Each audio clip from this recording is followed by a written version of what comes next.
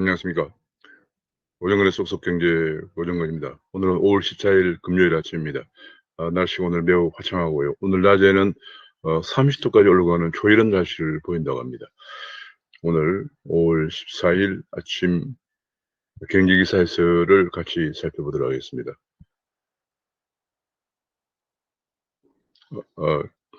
귀에 쏙쏙 들어가도록 경제기사를 쉽게 써드리는 명품 시사회들 5월 14일 아침 시사회를 시작하겠습니다. 구독과 알림 설정을 눌러주시면 감사하겠습니다. 올해 KDI가 올해 성장률 3.8%로 전망을 했습니다. 지난번 성장률 전망에 비해서는 다소 높게 전망이 되었습니다. 지난번에 3.1%로 전망을 했는데 이번에 3.8%로 올려서 전망을 했습니다. 그러면서 문재인 대통령이 장담했던 4.0보다는 다소 낮은 그런 성장률 전망입니다. 그러면서 재정 정상화 관련해서 다시 국가 채무 통제 계획이 필요하다는 재정에 대한 경고를 날렸습니다. 지금 우리나라 성장률이 3.8%라는 게 그렇게 높은 수준은 아닙니다. 작년에 마이너스 1.0%의 기저효과가 있기 때문에 지금 미국 같은 데서는 작년에 마이너스 효과, 기저효과를 고려해서 금년에 6.5%, 7% 성장이 예상이 되고 유로존도 4% 성장이 예상되고 있는 상황이고 중국도 7% 성장이 예상되고 있는 그런 상황입니다. 대만도 뭐 4%가 넘는 그런 성장이 전망되고 있고요.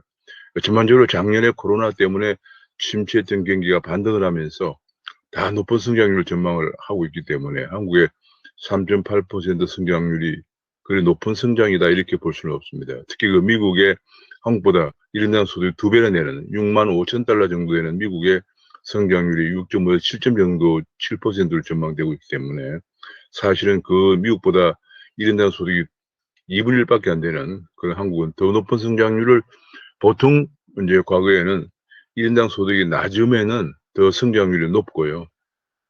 그다음에 성장률이 높으면 1인당 소득이 높으면 성장률이 낮은 것이 관리였습니다만은 이번에 금년의 성장은 가장 중요한 변수가 백신 확보를 얼마나 해서 국민들의 집단 면역이 얼마나 되느냐, 그래서 경제가 얼마나 활성화되느냐 하는 부분이 가장 핵심적인 것이기 때문에 이렇게 한국은 백신 확보가 늦어지면서 성장률이 다른 나라에 비해서 낮은 그런 추세를 보이고 있습니다. 그러면서 기업의 10곳 중에서 이 6곳은 올해 벌써 5월 달인데 신규 채용 계획이 없거나 미정이다. 그 얘기는 올해 약 60%의 기업이 신규 채용이 없다는 얘기입니다. 그만큼 경제 상황이 만만치 않다. 특히 일자리가 창출이 안 된다. 그런 얘기가 되겠습니다. 그런 가운데 반도체 쪽에서 지금 글로벌 반도체 전쟁이 격화되고 있는 상황입니다. 미국에서 저번에 바이든 대통령이 직접 주재하는 백악관 반도체 회의가 열린 데 이어서 이번에는 반도체 미 상무부 장관 주최로 또 반도체 회의가 열립니다. 5월 20일에 열립니다. 그 정도로 지금 반도체 전쟁이 격화되고 있는데 거기에 대응해서 이제사 한국도 반도체를 지금 금년에 171조 정도 투자해서 세계 1위를 조기 달성하겠다. 그런 야심찬 계획을 어제 밝혔습니다. 삼성전자가 2030년까지 시스템 반도체 171조를 투자하겠다. 그런 얘기를 그런 계획을 투자 계획을 밝혔고 삼성 지금 현재 건설 중인 삼성 펜텍 3공장도 2022년에 완공을 해서 최첨단 DRAM 파운드리 라인을 건설하겠다고 밝히고요. SK 하이닉스도 파운드리 생산 능력을 2배로 확대하겠다. 그런 그 외에도 네페이스 패키징 플랫폼에 투자하고 리벨리온도 판교 팹리스 밸리에 투자하겠다. 이런 계획을 밝혔습니다. 어제 대통령이 참여하는 반도체 새로운 그 K 반도체 전략 대회가 있었습니다. 정부도 이에 발맞추어서 연구개발 비용에 관해서 연구개발 비용에 대해서 세액 공제를 핵심 연구개발 부품에 대해서는 30에서 40%까지 세액 공제를 해주고, 중소기업에 대해서는 40에서 50%까지 세액 공제를 해주겠다. 그리고 시설 투자는 6%에서 16%까지, 대기업은 6%, 중견기업은 8%, 중소기업은 16%까지 해주겠다. 그런 계획을 밝혔습니다. 그러나 아직도 이런 대기업의 6% 이런 수준은 미국이나 이런 데서 30% 투자세액 공제를 하는 것에 비하면 아직도 따라갈 수 없는 그런 정부 지원이라고 할 수 있겠습니다. 정부가 좀 더 총력 지원을 해야 될, 지금 각국이 중국, 대만, 일본, 미국, 유럽, 중국 할 것 없이 국가가 총력적으로 지금 반도체 산업을 지원하고 있는 상황입니다. 반도체를 안보 산업으로 지금 간주하면서 지원하고 있는 상황이기 때문에 대기업에 대해 사실은 우리가 삼성전자나 SK하이닉스가 주도하는 좀 대기업인데 시설 투자 세액 공제 6% 갖고는 너무도 미흡하다는 생각이 듭니다. 지금 미국은 설비 투자에 40%까지 세액 공제를 하는 법안을 발의해 놓고 지금 이제 30%까지 하고 있는데 불구하고 미국은 설비 투자 세액 공제를 40%까지 하는 법안을 발의해 놓고 있고, 반도체 인프라 건설에 500억 달러를 투자한다, 그런 계획을 가지고 있습니다. 중국도 10년간 170조를 투자한다, 그런 얘기고요. 유럽연합도 2030년까지 글로벌 반도체 생산량 점유율의 20%를 달성하겠다, 그런 야심찬 계획을 밝히고 있는 상황입니다. 지금 현재 그 백신에 관련해서 지난번에 모더나 CEO가 한국을 방문했는데, 모더나 CEO가 한국을 방문해서 경북 안동에 있는 SK 바이오사이언스의 모더나 생산 공장을 둘러보고 대통령도 면담하고 있습니다. 한국의 공장을 직접 지으려다 위탁 생산으로 선회했다, 그런 보도가 나왔습니다. 지금 여러 가지 이런 얘기들이 아마도 한미 정상회담에 맞추어서 계약할 가능성이 있다 하는 보도가 나왔는데요. 지금 우리나라 같은 약간 그 신흥시장국들, 특히 이제 정부의 권위를 중요시하는 그런 국가에서는 언제나 무슨 중요한 것들을 대통령의 중요한 회담에 맞추어서 사인을 하면서 마치 대통령의 업적으로 이렇게 간주하는 그런 폐단이 있습니다. 제가 보기 이번에 그 백신 위탁 생산 문제도 지금 오늘 아침에 보도된 것처럼 한미 정상회담에 맞추어서 모더나의 위탁 생산 계약할 가능성이 있다는 얘기고, 반도체 부문도 미국에 반도체 투자하는 거, 삼성이 미국에 반도체 투자하는 거, 또 이런 것들을 지금 미국이 가장 중요하게 생각하는 반도체 동맹과 그다음 백신 문제, 한국이 가장 또 필요한 백신 문제를 한미 정상회담에 맞추어서 사인을 함으로써 마치 대통령의 업적인 것처럼, 기업들이 다 지금 발벗고 뛰고 있는 상황인데 그걸 마치 대통령 업적인 것처럼 이렇게 하는 거죠. 이번뿐이 아니고 비단 과거에도 계속 어디 방문하거나 그러면은 사실상 그 모든 것을 계약을 미루어다 그때 막 계약을 해서 업적으로 이렇게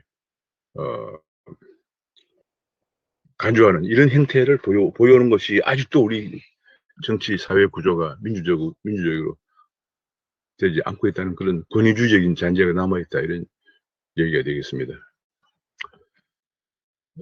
지금 근데 mRNA 방식의 백신 나노 기술에 특허만 수백 개라고 합니다.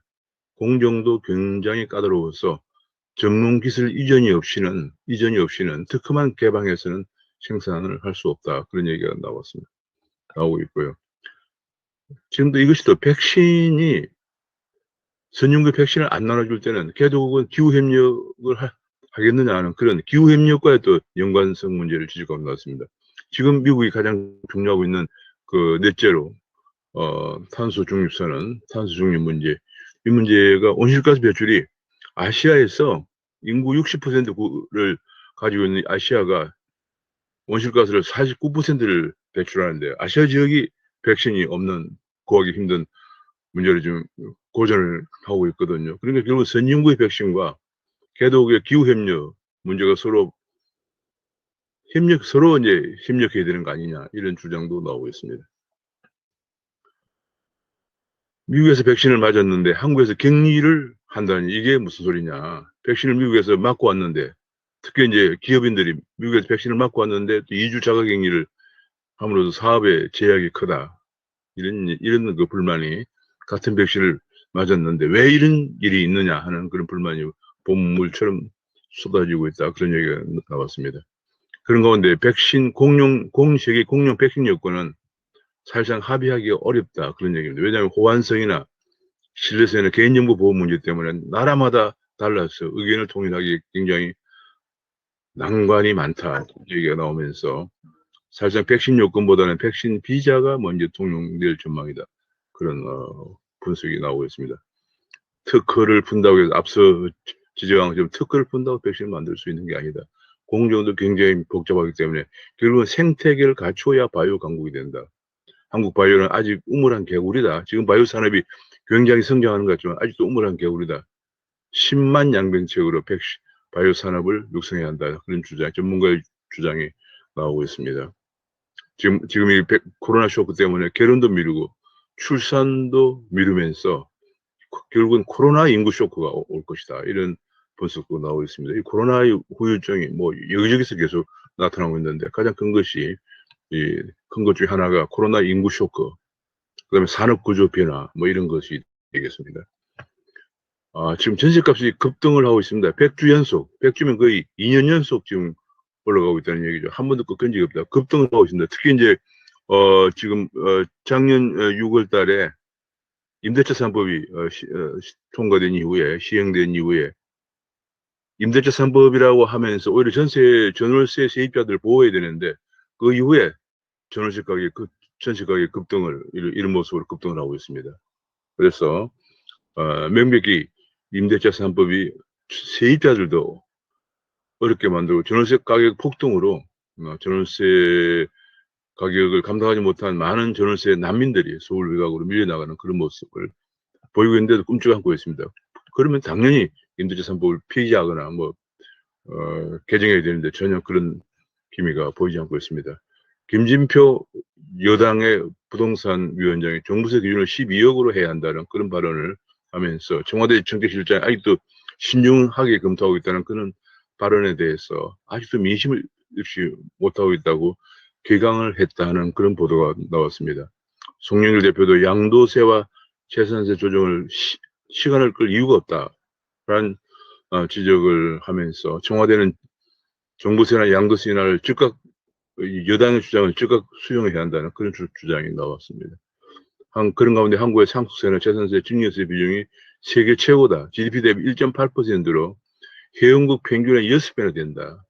세율을 낮추고 장기 분납을 할 필요가 있다. 그런 OECD의 지적이 나왔습니다.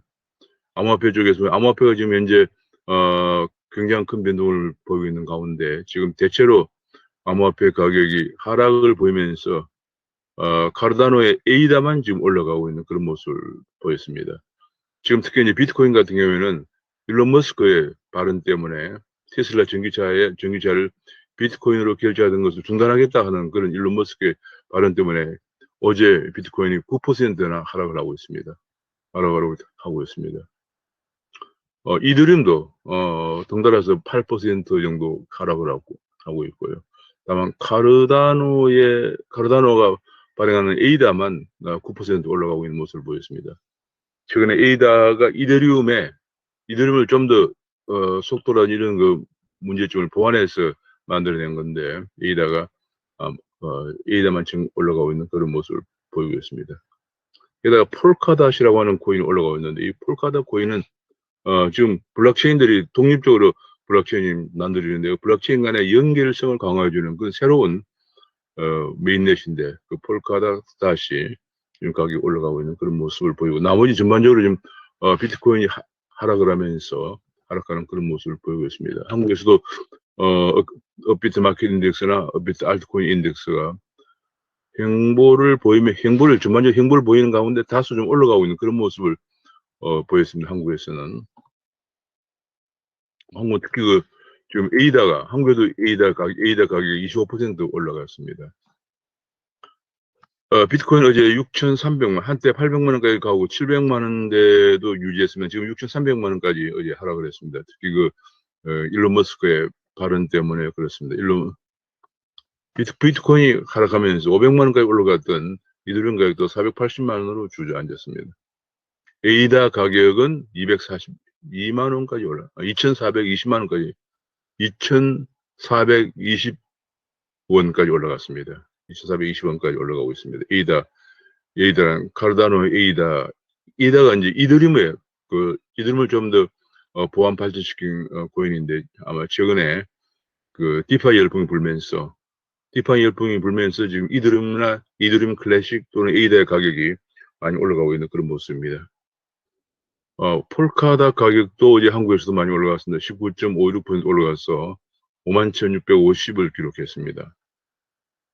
어제 그렇게 얘기하는 머스크의 배신이라는 얘기 나왔는데요. 머스크가 테슬라의 비트코인을 안 받겠다라고 돌발 트윗을 날리면서 2시간 만에 암호화폐 시총 400조가 증발했다 그런 얘기가 나왔습니다.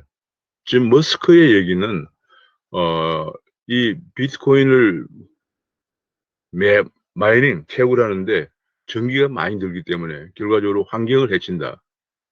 그런 것 때문에 비트코인을 거래를 중단하겠다고 발표했지만 제가 보기에는 지금 현재 미국에서 이번에 인플레이션이 4월달 인플레이션이 3.6%를 예상했는데 4.2까지 나오면서 미국의 금리 인상이 좀 더 앞당겨질 것이라는 그런 전망들이 나오고 있습니다. 미국의 금리가 앞당겨 인상되거나 미국의 양적 완화가 앞당겨서 양적 완화 축소가 단행될 경우에 당연히 자산 시장에 큰 영향을 미치고 암호화폐 가격도 하락으로 돌아설 가능성이 큽니다. 지금 암호화폐 가격도 마찬가지로 금융자산이기 때문에 작년 3월에 미국 연준이 작년 초에 코로나 감염병이 확산되자 양적 완화를 재개하고 제로금리를 재개하면서부터 이게 주가도 올라가고 암호화폐 가격도 올라가기 시작했습니다. 다만 그 상승폭이 암호화폐에는 좀 더 많이 상승한 것인데요. 그 반대로 이번에 만약에 금리 상승을 앞당기거나 테이퍼링, 양적 완화 축소를 앞당기면은 당연히 반대로 하락하겠죠. 제가 판단으로는 일론 머스크가 누구보다도 그런 문제에 대해서 굉장히 민감하게 판단하고 있는 것이 아닌가 생각을 합니다.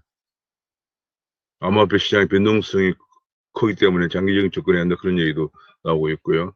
지금 한국에서 거래소가 특검법 시행으로 9월 24일 전까지 두 가지입니다. 하나는 인터넷 진흥원에서 발급하는 정보보호 인정체계를 인정을 받아야 되고 그다음에 은행의 거래 계좌를 발급받아야 되는데 지금 인정을 받은 것도 지금 현재까지 인정받은 곳이 19곳밖에 안 되고 지금 은행의 계좌를 발급받은 곳은 또 한 서너 개밖에 안 되기 때문에 거의 80%는 퇴출될 것이다. 그런 전망이 나오고 있습니다. 이 투자자들은 굉장히 유의를 해야 됩니다. 그러니까 퇴출될 것이기 때문에 아마도 그런 거래소들은 수익을 뽑고 문을 닫을 가능성이 있기 때문에 잘못하면 투자금을 날릴 가능성도 있다는 점을 유의해야 됩니다. 그래서 80%가 퇴출 사정권이다. 그런 보도가 계속 나오고 있고요. 지금 코인보다 더 센 녀석이 바로 디파이다. 그런 얘기입니다. 디파이에 예치된 금액이 95조 원이 몰려있다. 지금 현재 달러로 853억 달러. 여기 그림에서 보면 지금 디파이에 예치된 금액이 급증을 하고 있습니다.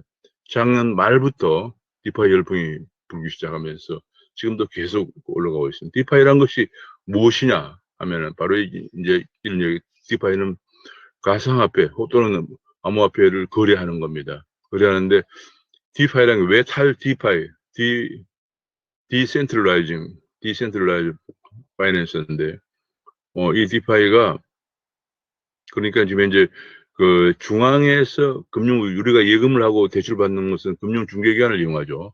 금융중개기관을 이용하는데 블록체인을 기반으로 해서 그런 중개기관 없이 익명으로 암호화폐 또는 가상화폐를 예치하고 대출도 받을 수 있는 이런 시스템입니다. 그렇기 때문에 앞으로 더 이런 부분이 굉장히 더 활성화될 것이다. 이제 중앙의 전통적인 금융기관이 필요 없이 바로 플랫폼을 이용해서 여기 이제 플랫폼이 나와 있는데요. 플랫폼을 이용해서 예치도 하고 가지고 있는 가상화폐를 예치도 하고 또 필요하면 대출도 받는 그런 시스템이 지금 계속 작년부터 열풍이 불고 있습니다. 그래서 보통 여기에 이제 예치하면은 보통 한 10% 정도의 정도의 이자를 먹을 수 있기 때문에 지금 초저금리 시대에 높은 수익률을 누릴 수 있는 그런 것 상품으로 곽강을 받으면서 지금 급성장하고 있습니다. 그래서 비트코인 근데 여기에 이 디파이를 하는데 디파이는 스마트 계약을 하는데 예금도 하고 대출하는 이 스마트 계약에 쓰이는 코인이 바로 이더리움 클래식 또는 에이다입니다. 그래서 지금 이더리움 클래식 에이다 가격이 올라가고 있는 거거든요. 그래서 디지털 코인이 비트코인이 디지털 금이라면 이더리움은 디지털 원유다 이런 표현을 하고 있습니다. 싱가포르에서는 금융 소외계층을 줄이는 방법으로 블록체인을 활용하고 있고 그에 따라서 싱가포르가 국가 차원에서 육성을 하고 있다 그런 얘기입니다. 이게 무슨 얘기냐면 우리가 예컨대 지금 이런 게 굉장히 많이 활용이 되어 있습니다. 예컨대 중동에 그 난민들이 속출하고 있습니다. 중동에 그 난민촌에다가 어떻게 그 지원을 하냐면은 그 난민촌에 난민들이 굉장히 어려운 중에서도 대개 모바일 폰을 갖고 있습니다. 이 모바일 폰들. 이 모바일 폰을 갖고 이 모바일 폰에다가 미국의 지원단체에서 암호화폐를 송금을 합니다. 비트코인을 송금해서 그 비트코인을 가지고 필요한 식품 같은 것을 식품이나 의약품을 살 수 있도록 합니다. 글로벌 물류체인 아마존과 연계해 가지고 그래서 그 난민들이 아마존이 공급하는 그 의약품이나 식료품을 사서 쓸 수 있도록 그렇게 하고 있고요. 심지어는 아프가니스탄의 여성들은 이 아프가니스탄의 가장 여러 가지 문제가 뭐냐 가장 큰 문제가 여성들이 너무 차별받고 있다는 얘기거든요. 아예 여성들 학교도 못 가고 외출도 거의 뭐 남편 눈만 내놓고 있는 그걸 쓰고 다니고 통장도 발급받지 못합니다.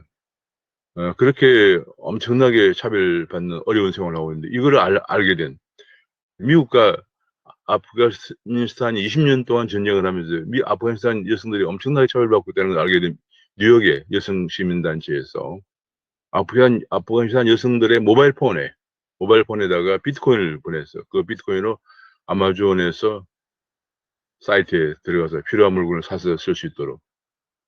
그 필요한 물건은 이 미국의 여성 시민단체의 그 큰 목적은 우선에 아프가니스탄 여성들의 눈을 띄워야겠다 해서 글을 가르치고 교육을 하는 그런 노트북 같은 뭐 등등 그런 필요한 교육 도구를 사서 볼 수 있도록 하고 있다고 합니다. 그것이 바로 포용금융이죠.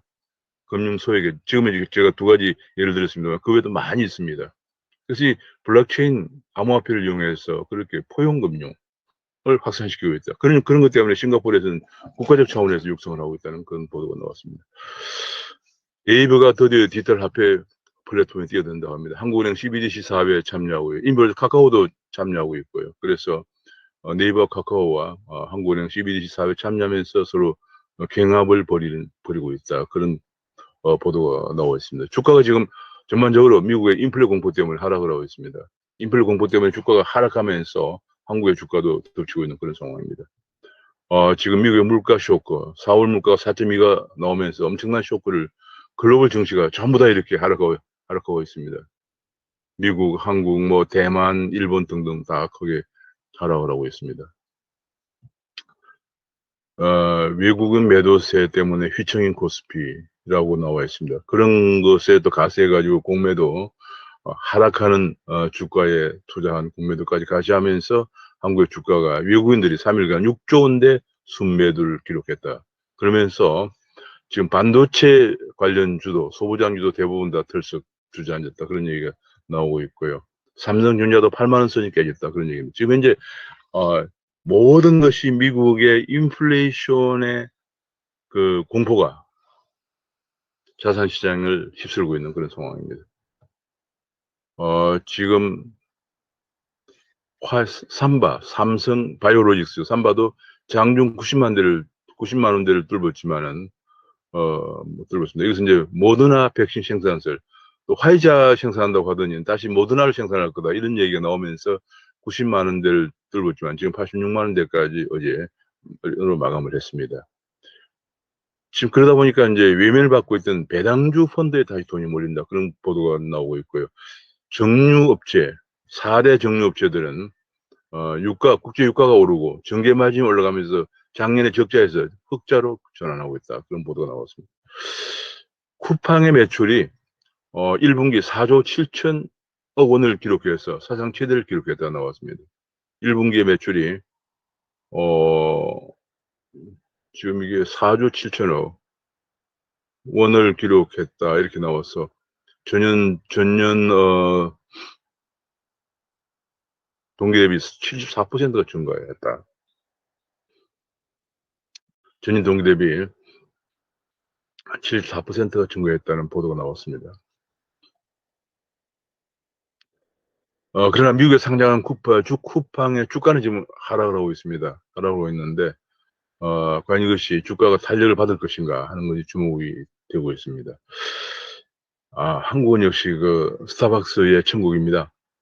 전 세계적으로 스타벅스가 지금 코로나 때문에 휘청거리고 있는 가운데 한국의 스타벅스는 매장이 작년에 드디어 1,500개를 돌파해서 1,508개, 2016년에 1,000개였는데 1,508개에 이르고 매출액도 작년에 1조 9천억 원에 이르면서 급성장하고 있다. 그런 얘기가 보도가 나왔습니다. 바이오업계에서 지금 한국의 바이오 산업이 좀 커지려고 하니까 바이오업계 소액 주주가 집단 행동이 줄을 잇고 있다는 얘기입니다. 최근에 상법 개정을 하면서 소액 주주들이 주식을 취득하자마자 바로 주주권을 행사할 수 있도록 이렇게 상법을 개정을 했기 때문에 더욱더 이런 임시 주총을 소집한다든지 경영 참여를 요구한다든지 이런 것들이 앞으로 더 거세지고 있다. 그런 얘기가 나오고 있고요. 이런 가운데 미국의 주가는 어제 반등에 성공을 했습니다. 소폭 반등을 했습니다. 그러니까 너무 하락한 것에 대한 그런 반작용으로 반등을 했다고 합니다. 그런 가운데 미국에서 지금 텍사스가 IT 기업의 천국으로 변신하고 있다. 지금 개인 재산세, 개인 소득세 파격적인 감면을 통해서 실리콘밸리에 있던 오라클이라든지 이런 여러 IT 회사들의 본사 이전이 잇따르고 있다는 그런 얘기입니다. 지금 큰 배경이 재산세와 개인세를 파격적으로 감면하고 규제를 철폐해야 한다. 주지사가 규제를 철폐하기 위해서 소송도 불수하면서 적극적으로 나서고 있는 그런 상황에 힘입어서 지금 텍사스의 IT 기업들이 계속 들어오고 있다. 그런 얘기입니다. 지금 그렇게 되면서 텍사스의 GDP가 올해 한국이나 캐나다도 추월할 전망이다. 그런 보도가 나왔습니다. 텍사스의 GDP 인구도 증가하고 기업들이 들어오면서 텍사스 하나의 GDP가 한국을 능가할 전망이다. 그런 보도가 나왔습니다. 그런 가운데 지금 현대차가 미국에 8조 원을 2025년까지 8조 원을 투자해서 미국에서 전기차를 생산한다는 보도가 나왔습니다. 정말 안타까운 것은 한국에 생산하지 못하고 미국에 생산해야 되는 그런 여러 가지 여건들, 미국에서 전기차 생산을 미국의 그런 바이오 행정부의 그린 뉴딜 정책과 자국 산업 보호 정책에 부응하지 않으면 생존하기 힘든 그런 여건들이 되어가고 있는 데 반해서 한국은 온갖 규제와 강성 노조 때문에 사실상 현대차가 한국에서 공장을 거의 짓지 못하고 있는 그런 안타까운 상황입니다. 일자리를 더 만들어야 되는데 기업들은 미국에서 계속 투자하고 있는 그런 상황이고요. 미국의 전기차 시장 전망이 2035년에 800만 대까지 전망이 된다. 그런 보도가 나오는데 이런 바이든의 그린 뉴딜에 화답도 하고요. 이런 전기차 시장에 직접 진출하기 위해서 현대차가 미국에 8조 원을 투입해서 전기차 생산 공장을 만든다. 그런 얘기가 나왔고요. 우리나라 전기차 산업이 발전하려면 노동이나 노동 경제 익성과 고임금 구조를 해결해야 한다. 한국의 강성 노조가 가장 큰 문제입니다. 현대차의 임금은 초임이 벌써 6천만 원을 넘었었습니다. 이런 임금으로 지금 전 세계 미국의 GM이나 일본의 도요타, 독일의 BMW보다 더 높은 임금을 수준인데 생산성은 그런 나라들의 절반에 불과합니다. 너무 강성 노조가 벨트에 움직이는 속도까지 조절하면서 생산성이 절반밖에 안 되기 때문에 한국에서 도무지 승산이 없기 때문에 현대차가 미국으로 나가는 거예요. 일자리 그만큼 없어지는 거죠.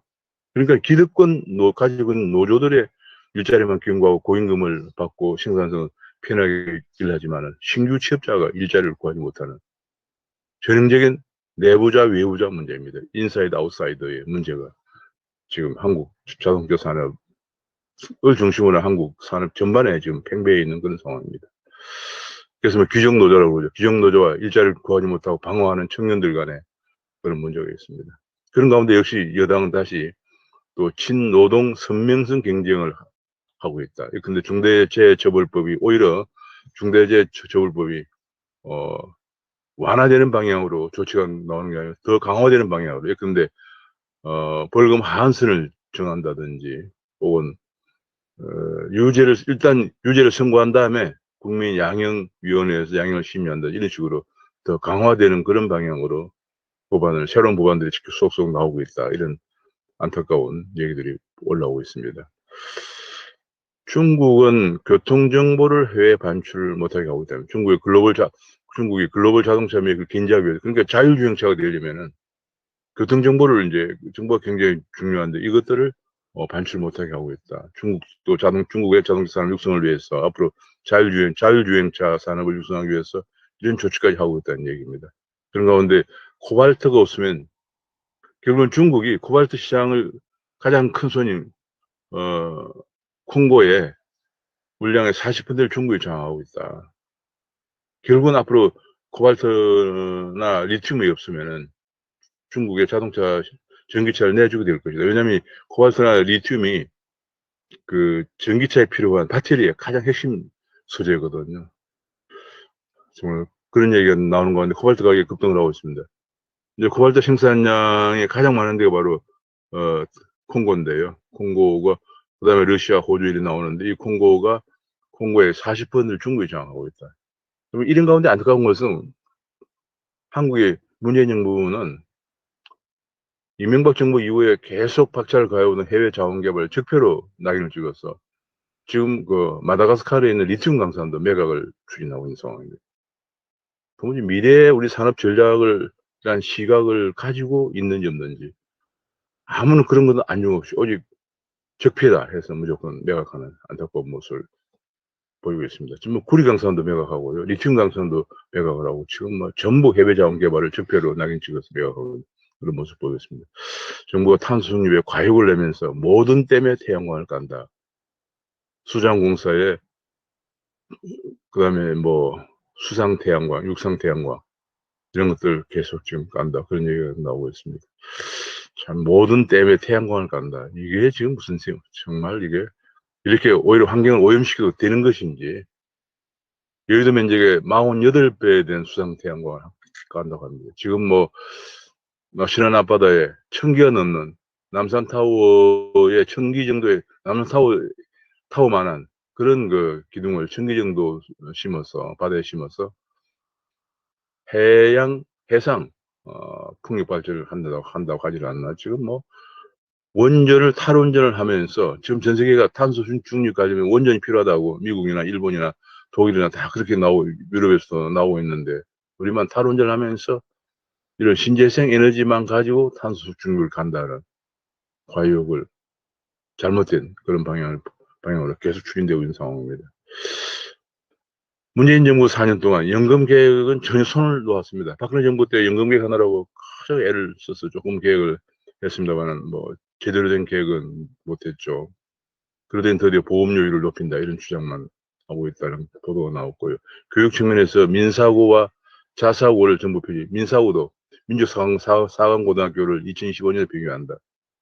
계속 지금 이런 자사고나 외고를 폐쇄하면서 일반고로 전환하는 평준화를 독촉하고 있다. 지금 현재 4,400명에 필요한 인재가 없어서 수월성 교육을 안 해가지고 인재가 없어서 지금 개발자들 스카웃 경쟁이 치열해서 너무 개발자에게 임금을 많이 주다 보니까 우리나라 게임 산업에 이익이 좀 급락하는 그런 현상까지 초래하고 있는데도 지금 대통령 여전히 특권학교 서열화 심각하다 이런 얘기를 하면서 교육이 현재 4,400명에 필요한 인재 육성과 전혀 반대를 가고 있는 그런 모습을 보이고 있다는 안타까운 계속 보도가 잇따르고 있습니다. 국민이 원하는 문정부의 마지막 과제, 첫 번째 부동산 문제 해결, 두 번째는 경기 부양, 좀 일자리 만들어달라, 세 번째는 코로나, 백신 좀 확보해달라. 이제 1년밖에 안 남은 여론조사 결과 국민이 문재인 정부에 바라는 것은 바로 이거다.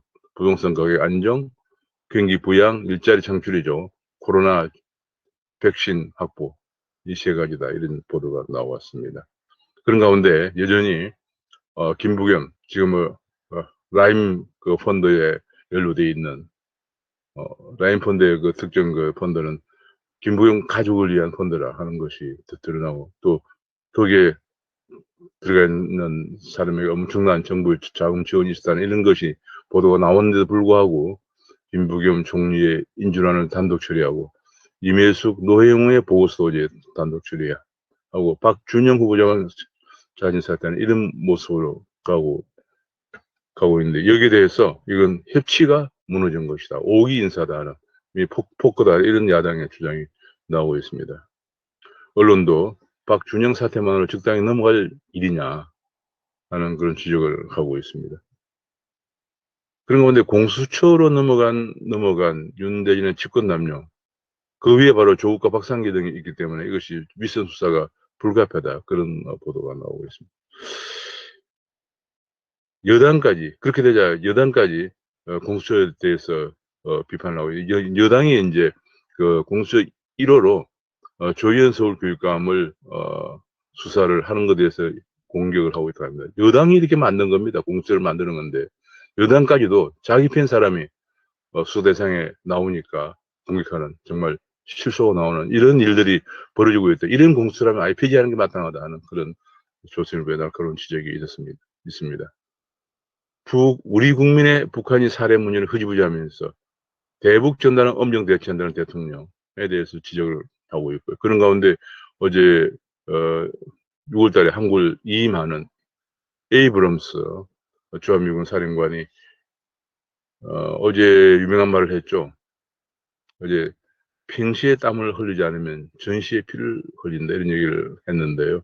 어제는 또 다른 그 유해로 대북 전단법을 비판하면서 표현의 자유는 자유민주주의의 필수적이다, 이런 발언을 했습니다. 어제 에이브럼스의 한국 이름이 우병수인데, 우병수 대장에 대한 이런 액자도 존경받는 사진이 나와 있군요. 한미동맹은 지금 빈 껍데기다. 지금 중국 인권위나 북한 등 현안이 있을 때마다 엇박자를 보이고, 사실은 바이든 행정부가 한국을 패싱하는 증거 뚜렷하다. 지금 대통령이나 한국 대표가 나타나면 북한 문제나 북핵 문제를 얘기도 하지 않는, 한국을 패싱하고 있다, 이런 것이 계속 보도가 되면서 한국은 동부아시아의 외톨이 신세가 되고 있다. 이번 한미 정상회담이 그러면 굉장히 중요하다는 얘기를 하고 있습니다. 그러니까 이번 한미 정상회담, 5월 20일 한미 정상회담은 한미 동맹을 다시 복원하는 일이 굉장히 중요하고요. 그러니까 이제 코드에 가입하는 문제죠. 안보 동맹에 우리가 가치도, 한국과 미국은 자유민주주의와 시장경제의 가치를 공유하는 가치 동맹을 더 튼튼히 해야 되고요. 그러려면 코드에 가입해야 되는 문제. 그걸 토대로 해서 백신을 확보하고 또 반도체 동맹도 강화하는, 이런 방향으로 가야 된다는 것이 다시 한번 상기되고 있습니다. 지금 대만이 반도체를 가지고, 대만과 미국의 반도체 동맹이 강화되면서 대만이 거의 지금 현재 50년 만에 국제사회에 다시 복귀하는, 각종 국제기구에 가입하고 복귀하는 그런 도약하고 있는 그런 상황을 우리가 예사로 봐서는 안 될 겁니다. 그 얘기는 반대로 미국과 동맹이 깨지면 우리가 국제사회에서 퇴락할 것이다, 고립될 것이다, 이런 얘기를 우리가 알 수가 있습니다. 어제 미국의 스파이 대장, 미국 국가정보국의 국장이 JSA 비무장지대 JS를 방문했다, 그런 얘기가 나왔습니다. 그 공개적으로 방문하면서 북한에 경고를 준 거죠. 야당에서 지금 뭐 새로운 신인 초선들이 나오면서 비내야 이긴다, 이런 얘기가, 물론 비내야 됩니다. 그러나 이런 식으로 비난하는 것이 바람일 거예요. 지금 야당에 14명이 넘는 당권 후보들 보면은 전부 특정 계파에 치중돼 있거나, 아니면은 뭐 우리 김웅 의원도 바른당에서 온 거죠. 지정되어 있거나 아니면은 이런 초선들입니다. 지금 국정 운영이 만만치 않습니다. 그저 그냥 혈기만 가지고 되는 것이 아닙니다. 뭐 국회의원 한 번도 못한 정 80년대생. 뭐 이 무슨 지금 이제 그래서 지금 야당 운영 전 야당 지금까지 운영 체제가 좀 문제가 있다 이 생각을 합니다. 자유민주주의와 시장 경제에 대한 확실한 신념을 가지고 대한민국을 다시 강국으로 반열에 올려놓을 그런 비전과 철학을 제시해야 됩니다. 그래서 내가 젊다 하는 것만 가지고는 되는 건 아니다는 얘기예요. 그럼 어떻게 하겠다는 그런 비전과 전략을 제시해서 당원과 국민의 지지를 얻어내야 됩니다. 제가 나이를 젊다고 해서 반드시 문제지 않은 거예요. 그런 것이 없기 때문에 국정 능력, 운영 능력, 당 운영 능력, 국회 운영 능력, 그다음에 대한민국을 어떤 자유민주주의 국가와 시장 경제를 이끌어갈 것이냐 소신과 전략을 갖고 있는 이런 것이 중요하다는 얘기입니다. 안철수는 합당 대신에 독자 출마를 준비하고 있다. 정말 기가 막힌 안철수입니다. 지역위원장을 다시 모집하고 있다. 지난번 총선 때 안철수가 국민의당이 합당한다고 그래서 11개 지역구 공천을 국민의당 사람들에게 하려 했습니다. 도저히 안 된다. 너무 급진적인 좌파였다 해서 안 된다고 하는 영등포구를 포함해서 11개 지역을 했으면 안철수는 안 들어왔습니다. 끝내. 안 들어오고 미국에 가서 뭐 외유를 하고 있고 선거 지원도 하지 않는 바람에 그 안철수 당에서 넘은 국민의당 지역구 11개가 모조리 낙선을 했습니다. 그런 것들이 사실은 유승민도 20몇 개의 지역구를 가져갔는데 그중에서 10몇 개가 다 낙선했습니다. 한 달 전에 막 바꿨으니까요.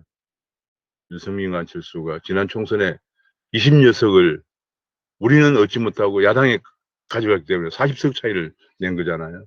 그것이 오늘날 거대 여당을 만들어낸 가장 큰 원인입니다.